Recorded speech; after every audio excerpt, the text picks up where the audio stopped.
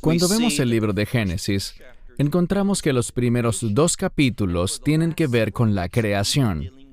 Y estas últimas semanas hemos estado estudiando este tema. Hoy, para concluir el capítulo 2, veremos que la palabra de Dios nos da un gran entendimiento de la verdad espiritual, tanto para hombres como para mujeres, a fin de que podamos comprender los propósitos y planes de Dios, sujetarnos a ellos y así poder ser usados de manera eficaz, es decir, para hacer la obra de Dios y darle gloria a Él. Y una de las palabras que estaremos destacando dentro de poco es la palabra trabajo. Toma tu Biblia y busca conmigo el libro de Génesis capítulo 2. Libro de Génesis capítulo 2. La semana pasada, cuando empezamos este capítulo, vimos que Dios había empezado a hablar del hombre de una forma muy particular. Si recordamos el capítulo 1 de Génesis, vemos que es un relato de la creación muy general. Es lo que yo llamaría un resumen o sinopsis en el que Dios nos revela lo que ocurrió. Pero en Génesis capítulo 2, vemos que esto se nos revela de una manera mucho más específica y se hace énfasis en el hombre. En Génesis capítulo 1, en el orden de la creación, lo que se menciona de último es lo más significativo, pero aquí veremos que se habla una y otra vez del hombre, y al hacer eso, se nos da una perspectiva diferente y más completa que nos hace falta para tener una mayor revelación, y así podamos tomar esa verdad y aplicarla a nuestra vida para aprender, crecer y madurar, y como dije, ser personas productivas para nuestro Salvador, para el Dios viviente. Busca conmigo el versículo 15, Génesis capítulo 2, verso 15. Lo primero que vimos fue que Dios formó al hombre de la tierra. Y en este capítulo vimos que se usó una palabra muy singular, y esa palabra tiene que ver con formar de una manera muy cuidadosa, no de forma indiscriminada. Y también vimos una diferencia con la creación de los animales, y lo veremos nuevamente en la lección de hoy. Dios hizo algo único con la humanidad. Él sopló dentro de él lo que se llama Neshama, Hayim, el aliento de vida. Y desde una perspectiva bíblica, eso nos revela que el hombre y la mujer son seres espirituales. Tenemos un potencial para la dimensión espiritual, para oír a Dios, para servirle a Dios de un modo muy diferente al resto de la creación. Sea que hablemos de los animales o incluso de los ángeles que fueron creados. Bien, busca conmigo el verso 15. Y el Señor Dios tomó a el hombre, y vean que dice el hombre. Es importante el artículo definido el, porque nos enseña algo. Lo que esto revela no solo es pertinente a Adán, el primer hombre, sino que ese artículo definido nos está comunicando que esto es pertinente para todos los seres humanos. Así que debemos prestar mucha atención. Sigamos leyendo el verso 15. Y el Señor Dios tomó a el hombre y lo puso en el jardín del Edén. Con respecto a la palabra Edén, muchos conocen el nombre de mujer Edna, que significa adorno, ornamento o algo hermoso. Así que el jardín del Edén se refiere a algo que es hermoso, algo que adora, en el sentido de que adora a Dios. Y ese es el propósito de su creación: adorar a Dios, honrar a Dios, bendecir a Dios, alabar a Dios y, por supuesto, servir a Dios. Leamos el verso una vez más. Y el Señor Dios tomó al hombre y lo puso en el jardín del Edén. Y luego tenemos en el texto 2 palabras más en hebreo. La primera palabra significa trabajar algo. Así que, al hablar de la creación del hombre, vemos enseguida que fue creado para trabajar. ¿Eso significa que no necesitamos descansar y en ocasiones tener ratos de ocio? Claro que lo necesitamos, pero principalmente, si hemos de crecer y madurar, si hemos de convertirnos en las personas que Dios quiere que seamos, debemos ser productivos, estar trabajando en el logro de algo. ¿Eso significa tener un trabajo de 40 horas a la semana? No necesariamente. Ahora bien, si necesitas el dinero, por supuesto tienes que trabajar. La Biblia dice que si un hombre no quiere trabajar, que no coma. Si no estamos discapacitados, si no estamos impedidos físicamente para trabajar, debemos ponernos a trabajar. Pero aquí va más allá de eso. Esto se refiere a prestar servicio, se refiere a servirle a Dios, a ser productivo en las cosas que pertenecen a Dios. En otro pasaje de la Escritura, el jardín del Edén es llamado el jardín de Dios. Por ejemplo, en el libro de Ezequiel. Debemos cuidar de las cosas de Dios. Debemos ser productivos en las cosas de Dios. En segundo lugar, la palabra que sigue es Shin, Mem, Resh, que es la palabra Leshmor y significa guardar, proteger. Y aquí es una palabra que expresa estima. Debemos ver el valor, la estima que merecen las cosas de Dios. Porque si no entendemos su importancia, su valor, si no sabemos darles la estima que merecen, según la perspectiva de Dios, no estaremos trabajando diligentemente en ellas. Por eso creo que es muy significativo que lo primero que encontramos en Génesis capítulo 2, después de la creación del hombre, es que fue colocado en el jardín y se le da el llamado a trabajar y cuidar de ese jardín, es decir, protegerlo, darle el valor correcto y actuar en función de ese valor. El problema con eso es que muchas de las cosas que a nosotros nos parecen valiosas o importantes, cosas que son de gran estima para nosotros, para Dios no tienen ninguna importancia. Cosas que están hoy aquí y mañana no están. Muchas de esas cosas más bien causarán que nos venga el juicio de Dios. Y muchas cosas que a nosotros no nos parecen importantes, que no valoramos debidamente, para Dios son extremadamente importantes. Así que se supone que seamos productivos en las cosas que para Dios son valiosas, significativas, lo que para Él es de gran estima. Sigamos leyendo. Pasemos ahora al verso 16.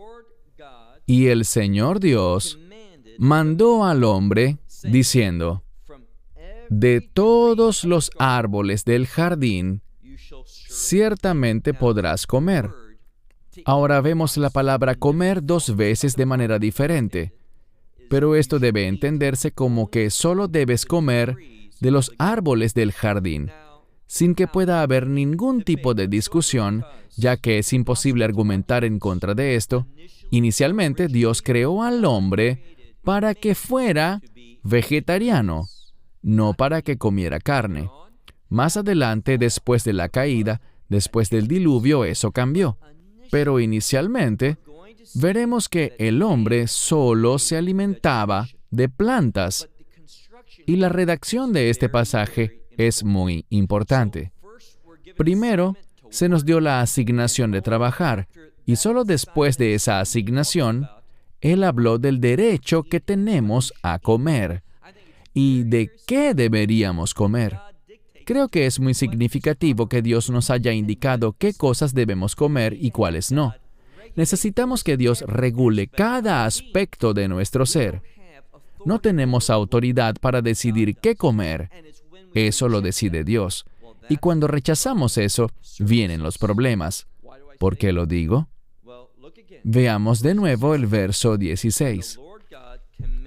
Y el Señor Dios mandó al hombre diciendo, de todos los árboles del jardín podrás comer.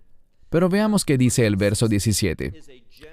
Ahora, en el verso 16 vimos una afirmación general, y en las Escrituras vemos muchos ejemplos en los que la Biblia hace una afirmación general y luego da una excepción o afina la afirmación anterior, hace una aclaración.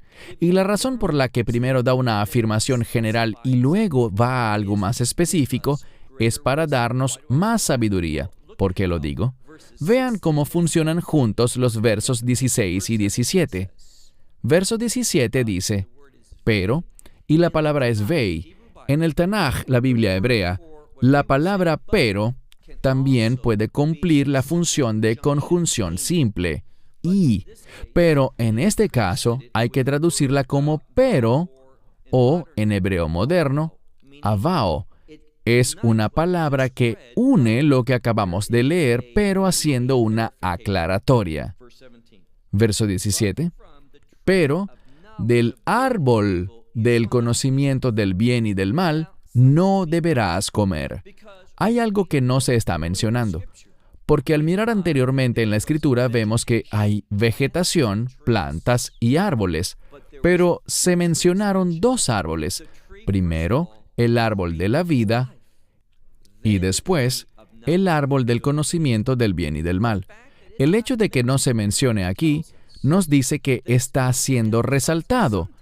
A veces la ausencia de algo es lo que se quiere resaltar para el lector. Ya en el verso 16 se nos había dicho que de todos los árboles del jardín podíamos comer, pero del árbol del conocimiento del bien y del mal no se podía comer. Eso es lo que veremos. Lo que esto significa es que el árbol de la vida debería ser el primero al que el hombre acude para comer, pero no lo hace. Y eso lo veremos en la lección de la semana que viene. Leamos de nuevo el verso 17. Y del árbol del conocimiento del bien y del mal no debes comer, porque en el día que comas de él, ciertamente morirás. Y de nuevo, vemos la misma redacción. Aparece la palabra morir dos veces en dos formas distintas, y eso normalmente significa que absolutamente o seguramente morirás. ¿Es eso verdad? Por supuesto que sí. Dirás, bueno, ellos comieron, como lo veremos la próxima semana en el capítulo 3. Comieron y no murieron enseguida. No, pero el comienzo del proceso de la muerte inició. El proceso de la muerte arrancó en el momento en el que desobedecieron a Dios. Pero aquí se está haciendo énfasis en la muerte espiritual. Debido a que comieron ese fruto, ya no tuvieron el favor de Dios, y eso se pondrá de manifiesto al ser echados del jardín del Edén. Así que el énfasis está en lo espiritual, no simplemente en lo físico. Dice aquí, en el día que comas de él, ciertamente morirás. Verso 18. El orden y la estructura de esta sección es muy importante. Aquí leemos que Dios hizo al hombre y lo puso en el jardín para que lo trabajara y lo valorara como era debido, es decir, que lo cuidara. Y luego dijo, puedes comer de los árboles del jardín. Noten este concepto. Ya que estás haciendo tu labor, ya que trabajas en el jardín, este produce vida para ti, una vida física. Tú recibes algo a cambio. Pero Dios clarifica esto y dice, pero no puedes comer del árbol del conocimiento del bien y del mal. Verso 18. Vuelve a salir el tema de que el hombre sirve a Dios, de que el hombre debe tener una vida productiva. ¿Qué dice? Verso 18. Y el Señor Dios dijo, no es bueno, y esto está resaltado, no es bueno. Hemos aprendido que la palabra bueno tiene que ver con la voluntad de Dios. Así que cuando el Señor Dios dice que algo no es bueno, lo que está diciendo es que esa no es su voluntad. ¿Y qué cosa no es su voluntad? Veamos todo el verso. Y el Señor dijo, no es bueno que el hombre esté solo, es decir, que esté solamente el varón. Recuerden que en Génesis capítulo 1, en esa sinopsis, en un sentido general vimos que Dios era el creador del hombre y la mujer. Pero ahora estamos aprendiendo el orden de la creación, y en ese orden hay importancia. En este relato hay sabiduría para nosotros. Con respecto al varón, a Adán, el primer hombre, Dios dijo, «No es mi voluntad que este hombre esté solo». Dijo, «Haré para él». Hay que subrayar eso.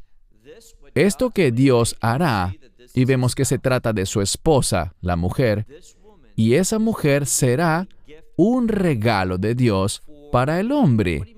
¿Qué quiere decir para el hombre? Para que el hombre pueda ser más productivo, más obediente, más diligente con las cosas de Dios, sus propósitos y planes. Así que no es bueno que el hombre esté solo. Ahora me ocuparé de una pregunta, pues si no lo hago ahora, recibiré muchos correos electrónicos. Normalmente esas preguntas son legítimas, pero quiero responder esto ahora en vez de tener que volver al tema más adelante. La gente dice, bueno, ¿es aceptable que alguien no contraiga matrimonio, sea hombre o mujer? La respuesta viene de Pablo en 1 Corintios y es sí. Hay una excepción. La norma es que todo hombre y toda mujer deberían casarse.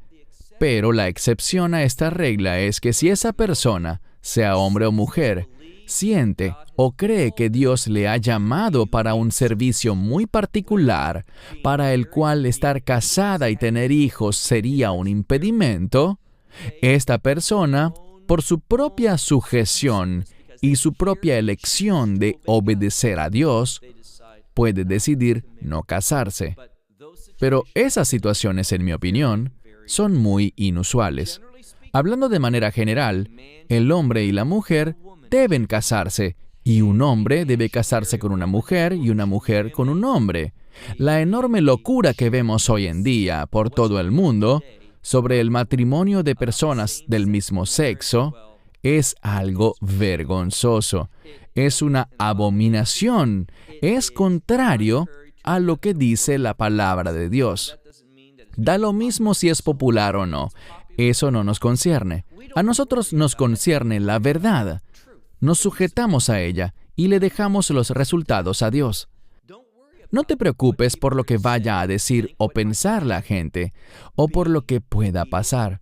Sé obediente y date cuenta de que cuando Dios empiece a establecer su reino en este mundo y ponga las cosas según su criterio, te alegrarás de haber obedecido su verdad y de que no fuiste políticamente correcto. Dice aquí, no es bueno que el hombre esté solo. Haré para él, es decir, esto es absolutamente necesario. Haré para él una ayuda. La palabra que aparece aquí es Ezer. Esa palabra, Ain, Zain, Resh, es la raíz de ayuda, en la forma verbal la azor, ayudar. Todo lo que podemos decir es que Ezer es alguien que ayuda, que es alguien que provee asistencia a otro. He escuchado algunos mensajes y he leído algunos artículos en los que la gente toma esa palabra y la convierte en algo que no es, diciendo que significa tal cosa, que tiene que ver con tales cosas y tales principios, y no son más que puras elucubraciones de la imaginación humana. Puede que suenen bien, puede que de allí se haga un buen sermón que le agrade a la gente, pero a Dios no le agrada que digamos cosas que no son reveladas por la palabra de Dios.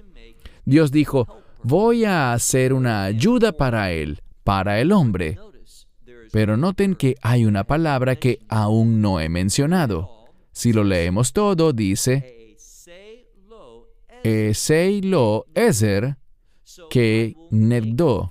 Haré para él una ayuda, y luego viene la última palabra, negdo.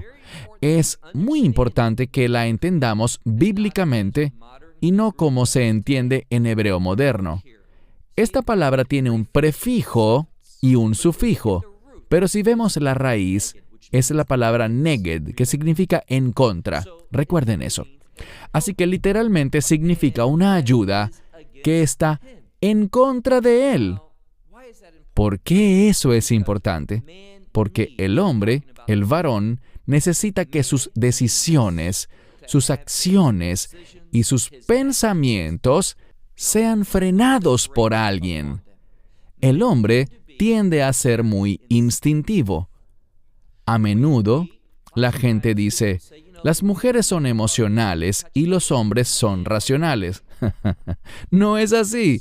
Eso no es más que propaganda machista. Los hombres tienden a ser mucho más instintivos o impulsivos en todos los aspectos. Simplemente quieren algo y lo hacen, piensan y dicen sí, y toman decisiones con mucha rapidez. Pero las mujeres, y veremos esto en un momento, son la ayuda que Dios le ha dado a los hombres para que sean sus frenos. La palabra neged significa en contra.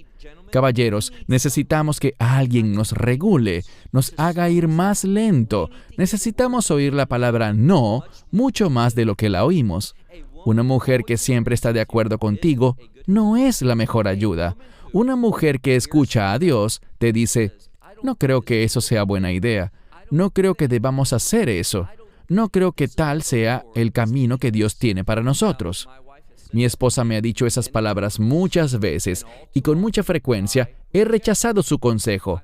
Uso la carta del triunfo. Yo soy el líder espiritual de esta casa. Bueno, el líder espiritual necesita asistencia y cuando no le damos el debido valor a esa ayuda que Dios nos ha dado, tomaremos decisiones desastrosas. Por tanto, ¿qué sucede? Y hablo de mí mismo.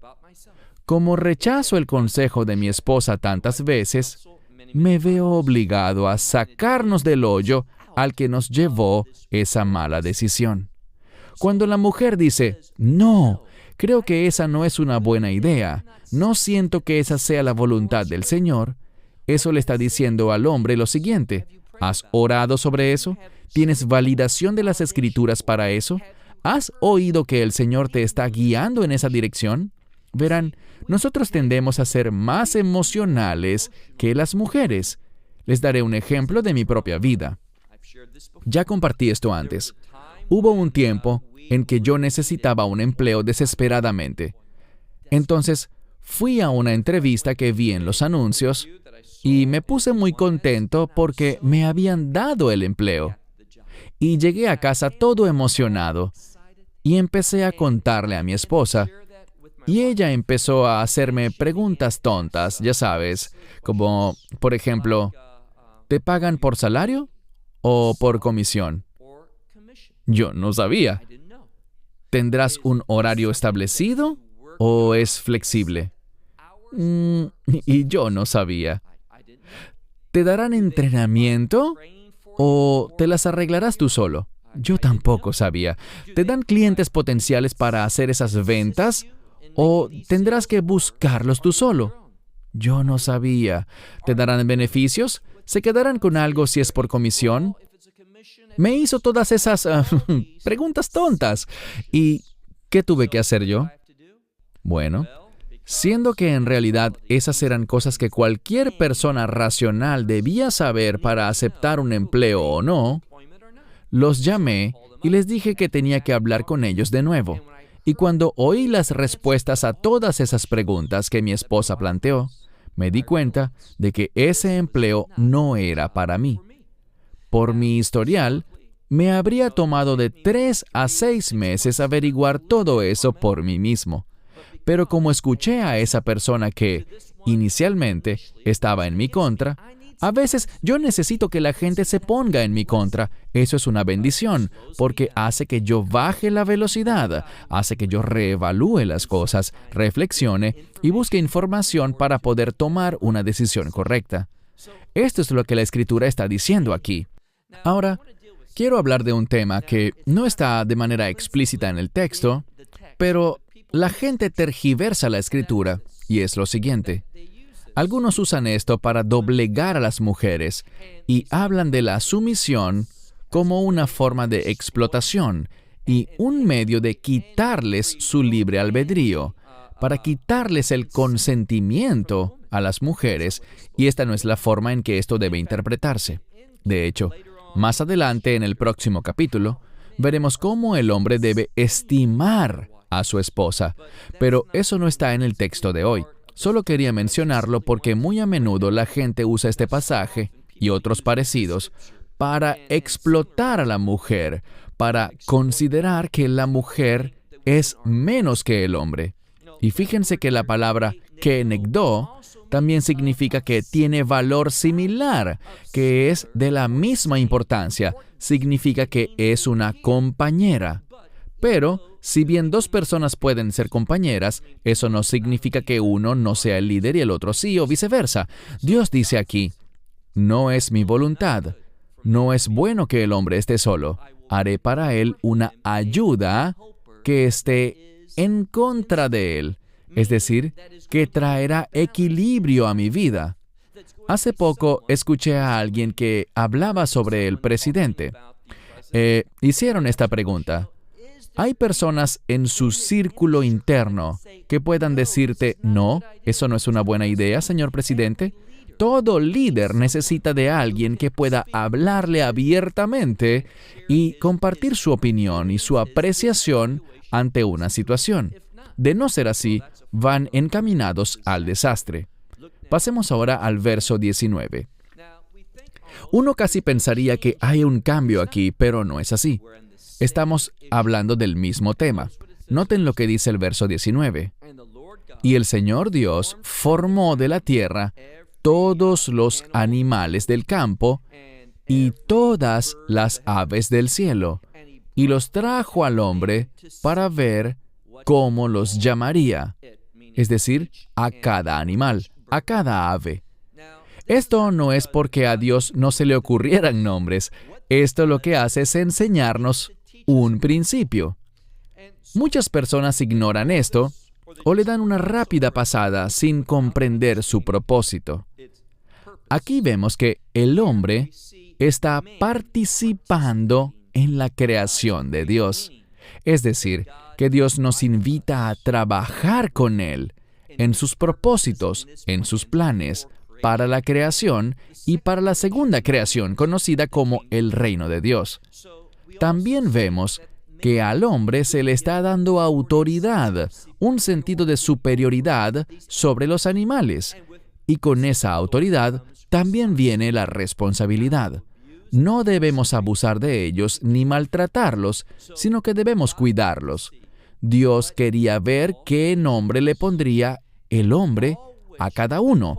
Y todo lo que Él llamó, es decir, todos los nombres que el hombre dio a los animales, a cada criatura viviente, fue ese su nombre. Así que el hombre iba a ponerles los nombres. Y el nombre es sinónimo de carácter. Esto estaba sucediendo en el jardín. Él estaba trabajando con Dios y él estaba haciendo una evaluación. Él estaba identificando el carácter, es decir, la naturaleza de cada uno de los animales. Veamos ahora el verso 20. Y el hombre puso nombres a todas las bestias y las aves del cielo, y a todos los animales del campo. Y para el hombre no se halló una ayuda en contra de él. Esto significa que ninguno de los animales, aves y bestias, ninguno de ellos podía hablar contra el hombre, en el sentido de ponerle frenos, darle sabiduría, darle una perspectiva que él por sí mismo no pudiera tener. Esto lo que significa es que los animales no podían contribuir al bienestar espiritual del hombre, no podían asistirlo en el discernimiento de la voluntad de Dios. Pero la esposa, como veremos en un momento, fue creada justo para eso. Veamos ahora el verso 21. Y el Señor Dios hizo caer, es decir, puso sobre el hombre. La palabra que aparece aquí es tardemah, muy parecida a la palabra en hebreo moderno para anestesia. Así que hizo caer al hombre en un sueño profundo. Esta es la clave. El hombre no tuvo voz ni voto. El hombre no participó en la recepción de su esposa. Vamos a ver que Dios la proveyó. Por tanto, cuando un hombre se casa, y esto es muy importante, si quiere casarse con esa persona, lo que él está diciendo ante Dios es, yo acepto que esta mujer es tu regalo para mí. Por eso, si un hombre es abusivo y poco amable, en realidad, él está mostrando una conducta inapropiada y poco amable, no solo hacia su esposa, sino también hacia Dios, quien le dio esa esposa. Bien, leemos aquí. Y el Señor Dios, podríamos decir que hizo que un sueño cayera sobre el hombre, y él se durmió. Esta es una palabra distinta de sueño. Y Dios tomó una de sus costillas y cerró la carne debajo, es decir, en ese lugar. Y ahora veamos el verso 22. Y el Señor construyó. Esto es importante. Hasta ahora, hemos visto la palabra la'asot, hacer, o levró, crear, o la palabra yitzer, formar. Pero aquí se introduce una palabra nueva en el texto. Se trata de la palabra construir, como cuando un contratista construye una casa. Esto nos muestra algo, muestra propósito, muestra un plan, un diseño, muestra una mayor acción de parte de Dios. En la Escritura, creo que en el Salmo 139, dice que la humanidad fue hecha de manera formidable y maravillosa, y es cierto, pero en el caso de la mujer, el uso de esta palabra nos muestra que ella ha sido construida de manera única, cognitiva, específica, que hubo un diseño previo y ella fue el resultado. Veamos de nuevo el verso 22. Y el Señor Dios construyó de la costilla que había tomado del hombre una mujer. Hasta este momento hemos visto el término Adam, que es hombre, o masculino y femenino con la palabra Zahar, que significa masculino, y la palabra Nekeva, femenino. Pero esta es la primera vez que vemos la palabra Isha, que es mujer o esposa. Leemos aquí, y él, es decir, Dios, la trajo al hombre. Verso 23. Y el hombre dijo, esta vez, Zot Hapam, ahora, esta vez, es decir, todos los otros que trajo antes, todos esos animales o aves, no satisfacían su necesidad. No eran para él, en ese sentido. Pero esta vez, con la mujer, él dijo, esta es hueso de mis huesos y carne de mi carne. Y a esta, refiriéndose a la mujer, dijo él, la llamaré Isha. ¿Por qué Isha? Porque del Ish, y aquí sale por primera vez este término. Se venía usando Adam para decir hombre, pero aquí está una palabra que significa esposo o también hombre, y es la palabra Ish. Y lo que resulta muy particular es lo siguiente. Si tomamos la palabra Ish, que es hombre, y la palabra Isha, para mujer, y les quitamos la Aleph y Shin, que son las dos letras con las que se escribe fuego, Ash, si las quitamos, ¿qué nos queda? Nos queda Yud Hei, que hace referencia a Dios. Vemos que el fuego se asocia con la ofrenda, una ofrenda a Dios. Por tanto, el término Ish ve Isha, hombre y mujer, o esposo y esposa, hay otra palabra para decir esposo, Vau, pero en la Escritura es muy frecuente que esposo aparezca como Ish. Lo que quiero que vean es que se suponía que fuéramos una ofrenda para el Señor. Veamos de nuevo el texto. Él la llamó Isha porque del Ish, del hombre, fue tomada. Verso 24. Por tanto, y ahora recibiremos más información práctica y sabiduría para vivir una vida que sea agradable a Dios. Leamos el verso 24. Ahora existe la mujer. Dice, por tanto, el hombre dejará a su padre y a su madre. Esperen un momento. Para ese tiempo, Adán, el primer hombre, no tenía padre ni madre. Dios lo creó, lo formó del polvo de la tierra. Pero esto nos dice que lo que estamos recibiendo no le atañe solo al primer hombre, sino a todos los hombres. Esta es una instrucción para que vivamos una vida que agrade a Dios. ¿Y qué instrucción es? Por tanto, el hombre dejará a su padre y a su madre y se adherirá a su esposa. La palabra para adherir también se usa con respecto a la Torá, a los mandamientos. Y el uso de esa palabra nos está diciendo que es con la esposa que el hombre es capaz de adherirse a la Torá, es decir, que puede obedecer la palabra de Dios. Por sí mismo, no puede. Así que este pasaje es muy rico al analizar cómo esa palabra que aparece aquí, la palabra davak, se utiliza para hablarnos de nuestra vida, de lo que estamos llamados a hacer, adherirnos a la palabra de Dios. Y al adherirnos a nuestra esposa, también estaremos mejor capacitados para servirle a Dios y hacer su obra. Y ellos serán una sola carne. Esta palabra, una sola carne, es con la palabra ejad, y hablamos de eso cuando estudiamos Génesis 1 con la frase Yom Ejad, un día, que muchas veces aparece traducido incorrectamente como el primer día, pero es un día. ¿Y qué aprendimos? El propósito de la creación era Achtud, y esta palabra se deriva de la palabra Ejad. Así que, cuando el hombre se adhiere a su esposa, obedeciendo la palabra de Dios, veremos que habrá unidad entre ellos. Y solo cuando el hombre hace un servicio productivo para Dios, utilizando la provisión de su esposa, él podrá servirle a Dios debidamente y existirá unidad entre el hombre y la mujer. Luego dice el verso 25, y ellos dos estaban desnudos, pero no estaban, noten lo que dice, los dos, el hombre y su esposa, estaban desnudos, pero no estaban avergonzados. Esto lo que dice es que el hombre no tenía el conocimiento de lo que era inapropiado. El hombre solo veía las cosas desde la perspectiva de Dios, de eso que es agradable y bueno. El hombre no veía ni era consciente de esas otras cosas que no eran agradables a Dios. ¿Qué significa eso? Significa que hasta ahora, en el jardín, en esa relación adecuada, el hombre no era susceptible a la tentación.